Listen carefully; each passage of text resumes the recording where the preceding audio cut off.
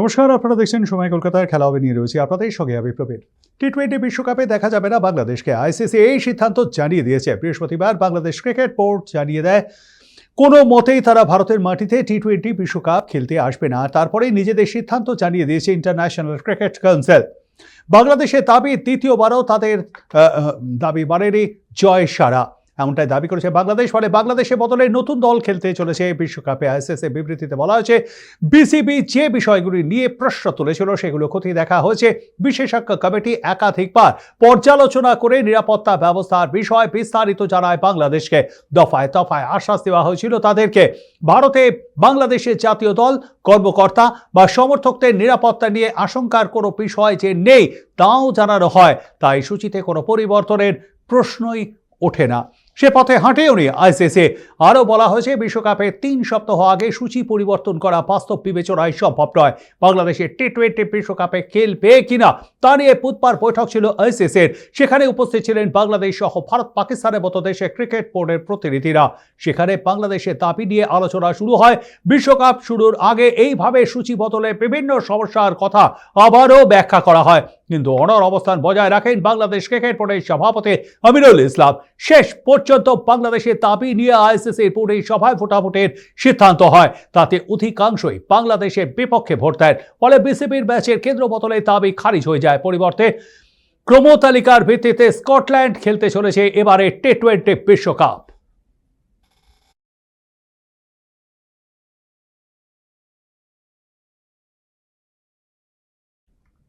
আসন্ন টি-20 বিশ্বকাপ থেকে বাংলাদেশ বাদ পড়তে ডামাডোল শুরু বাংলাদেশ ক্রিকেট বোর্ডে। শনিবার রাতে ইস্তফা দেন বিসিবির অন্যতম ডিরেক্টর ইশতিয়াক সাদেক। আর এক ডিরেক্টর আমজাদ হোসেন শনিবার বোর্ডের বৈঠকের পর জানিয়েছেন, বাংলাদেশ দলের দরজা সাকিব আল হাসানের জন্য সবসময় খোলা। ক্রিকেটের সর্বোচ্চ নিয়ামক সংস্থা আইসিসি শনিবার সরকারিভাবে বিবৃতি দিয়ে টি-20 বিশ্বকাপ থেকে বাংলাদেশকে বাদ দিয়ে দিয়েছে। পরিবর্তে নেওয়া হয়েছে স্কটল্যান্ডকে। আর এর কিছুক্ষণের মধ্যেই বিসিবির দপ্তরে ইস্তফাপত্র পাঠিয়ে দেন ইশতিয়াক। তিনি ছিলেন গেম ডেভেলপমেন্ট কমিটির চেয়ারম্যান। পারিবারিক কারণে কাজ চালিয়ে যেতে পারবেন না বলে জানিয়েছেন তিনি। একটি ক্রিকেট ওয়েবসাইটকে ইশতিয়াক জানিয়েছেন, আবার ইস্তফার খবর সত্যি। পরিবার এবং ব্যক্তিগত কারণে গেম ডেভেলপমেন্ট কমিটির গুরুত্বপূর্ণ দায়িত্ব আর সামাল দিতে পারছি না। নানান ব্যস্ততার কারণে প্রয়োজনীয় সময় বের করতে পারছি না। তাই এইভাবে পথ আটকে রাখতে আমার একদমই ভালো লাগছে না। ক্রিকেটের স্বার্থেই তাই পদত্যাগ করেছে। অন্যদিকে শনিবার গুরুত্বপূর্ণ বৈঠকে বসেন বিসিবির কর্তারা। এই বৈঠকে প্রাক্তন অধিনায়ক সাকিব আল হাসানকে দলে ফেরানোর ব্যাপারে আলোচনা হয়েছে। বাংলাদেশের সংবাদ মাধ্যম প্রথম আলোকে বিসিবির অন্যতম ডিরেক্টর আমজাদ বলেছেন, সাকিবের জন্য জাতীয় দলের দরজা সব সময় খোলা। দল নির্বাচনের সময় সাকিবের বিষয়টি নির্বাচকরা অবশ্যই বিবেচনা করবেন। বিশ্বকাপ থেকে বাদ পড়ার কতে প্রলেপ দিতেই জাতীয় দলে সাকিবকে ফেরানোর বার্তা দেওয়া হয়েছে বলে মনে করছে বাংলাদেশের ক্রিকেট মহলের এক বৃহৎ অংশ। উল্লেখ্য, 2024 সালের অক্টোবরে ভারতের বিরুদ্ধে শেষ টেস্ট খেলেন সাকিব আল হাসান। তারপর আর দেশের জার্সি গায়ে চাপাবার সুযোগ হয়নি বিশ্বের অন্যতম সেরা এই অলরাউন্ডারের।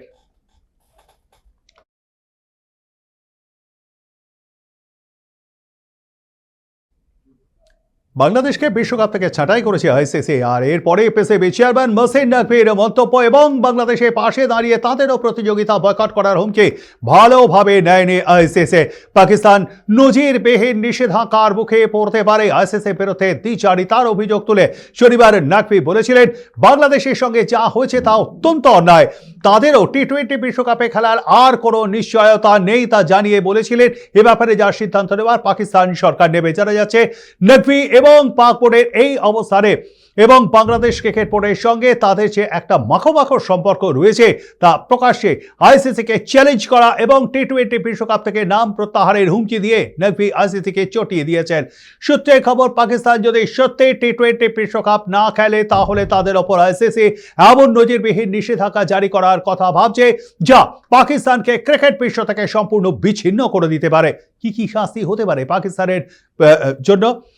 সমস্ত দ্বিপাক্ষিক সিরিজ থেকে নির্বাসন, এশিয়া কাপ থেকে বহিষ্কার, অন্য দেশের ক্রিকেট বোর্ডগুলিকে রাজি করিয়ে নো এনওসি নীতি কার্যকর করা, যাতে বিদেশি তারকারা পাকিস্তান সুপার লিগে অংশ না নিতে পারেন এবং পাকিস্তানের ক্রিকেটাররাও যাতে বিদেশের কোনো লিগ না খেলতে পারেন।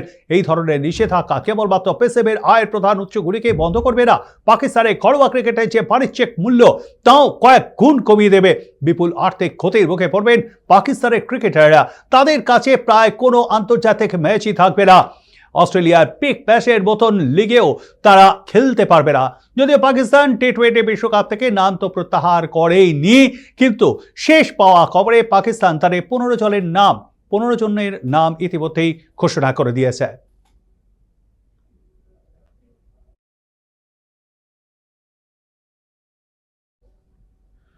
জাতীয় দলে তিনি ব্রাত্য।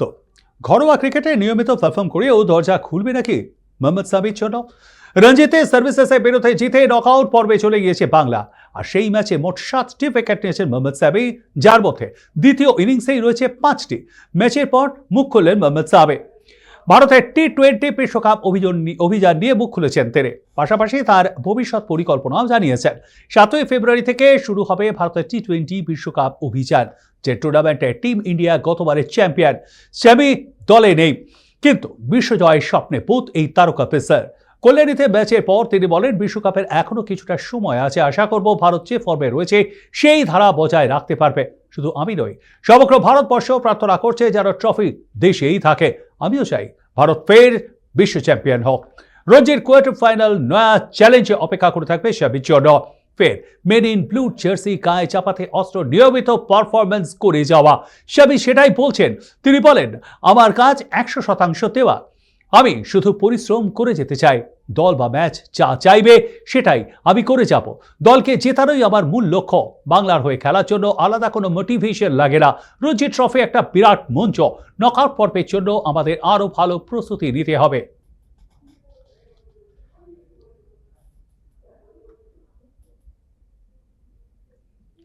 মহিলাদের প্রিমিয়ার লিগে প্রথম হার স্মৃতি মান্ধানার রয়্যাল চ্যালেঞ্জার্স বেঙ্গালুরু। জেমাইমা রড্রিগেজের দিল্লি ক্যাপিটালসের কাছে 7 উইকেটে হারল বেঙ্গালুরু। প্রথমে ব্যাট করে 109 রান করেন মান্ধানারা। জবাবে 15.4 ওভারে 3 উইকেট হারিয়ে জয়ের জন্য প্রয়োজনীয় রান তুলে নেয় দিল্লি। টস জিতে ফিল্ডিং করার সিদ্ধান্ত নেন জেমাইমা রড্রিগেজ। বড়োরার 22 গজে প্রথমে ব্যাট করার সুযোগ কাজেই লাগাতে পারল না বেঙ্গালুরু। অধিনায়ক মান্ধানা ছাড়া দিল্লির বোলিং আক্রমণের সামনে 22 গজে আর কেউই মাথা তুলে দাঁড়াতে পারলেন না। ধারাবাহিকভাবে উইকেট হারালো মান্ধানার দল। ওপেনার ক্রিস হ্যারিস 9 রান করে প্যাভিলিয়নের পথ ধরেন। তারপর একে একে ফিরে যান জর্জিয়া ফল, গৌতমী নায়ক, রিচা ঘোষ, নদিন ডি ক্লক, অরুন্ধতী রেড্ডিরা। কেউই দলকে ভরসা দিতে পারেননি। 22 গজের এক প্রান্ত আগলে একা লড়াই করে যান স্মৃতি মান্ধানা। 6টি 4 এবং একটি 6-এর সাহায্যে 34 বলে 38 রান করেন তিনি। কিছুটা লড়াইয়ের চেষ্টা করেন রাধা যাদব। 17 বলে 18 রানের ইনিংস খেলেন রাধা। দিল্লির বোলারদের মধ্যে সফলতম নন্দিনী শর্মা 26 রান দিয়ে 3টি উইকেট নিয়েছেন। 2টি করে উইকেট পেয়েছেন মরিজন কাপে, মিন্নু মানি, চিনল হেনরি। জয়ের জন্য 110 রানের লক্ষ্যে ব্যাট করতে নেমে শুরুটা ভালো করতে পারেনি মোটেই দিল্লিও। 2 ওপেনার শেফালি বর্মা এবং লিজেল লি দ্রুত আউট হয়ে যান। 24 রানে 2 উইকেট হারানোর পর পরিস্থিতি সামাল দেন 3 নম্বরে নামা লরা উলফার্ট এবং 4 নম্বরে নামা অধিনায়ক জেমাইমা রড্রিগেজ। 26 বলে 24 রান করে আউট হন জেমাইমা। তার ব্যাট থেকে এসেছে 4টি 4। উলফার্ট দলকে জিতিয়ে তবেই মাঠ ছাড়েন, তাকে যোগ্য সঙ্গ দেন কাপ। উলফার্ট শেষ পর্যন্ত করেন 38 বলে 42 রান, মারেন 4টি 4 এবং একটি 6। 15 বলে 19 রান করে অপরাজিত থাকেন কাপ। এদিন হারের ফলে 6 ম্যাচে বাদারার বেঙ্গালুরু পয়েন্ট থাকলো 10। অন্যদিকে 6 ম্যাচে 6 পয়েন্ট নিয়ে পয়েন্ট তালিকায় দ্বিতীয় স্থানে উঠে এলো জেমাইমার দিল্লি।